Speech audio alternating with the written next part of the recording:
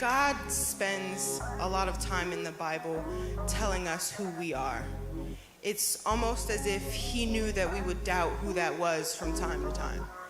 It's as if he saw it coming, that we would spend our whole lives searching for what our real name and what our identity was.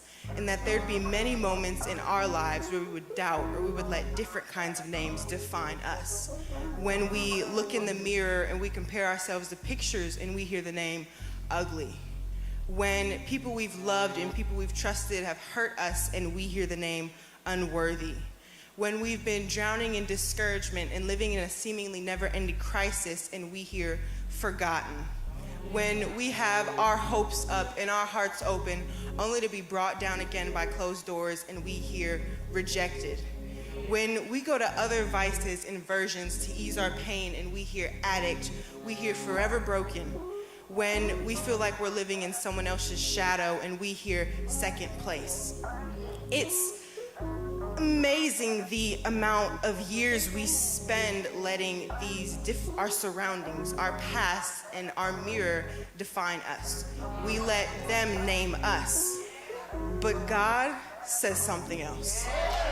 It's almost as if he knew that there would be other voices. So he wrote his voice down in a timeless book of truth, so that when the lies seem to hinder the truth, we can go back to the source and see what his names for us are.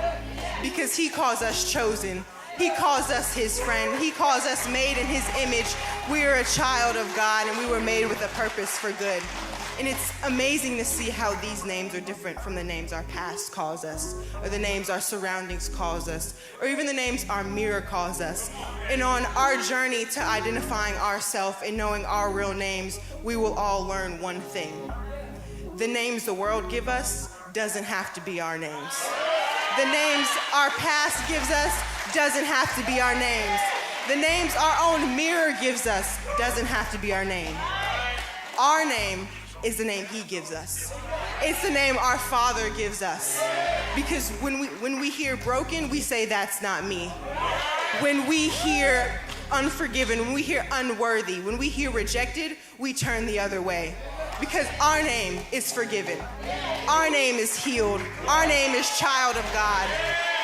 As soon as we stop giving the enemy power, we can give power to our new names. So the next time someone comes to you and tries to remind you of your past names, you tell them, you have no power over me. As for me, my name is healed. My name is forgiven. My name is child of God, and it's been a pleasure to meet you.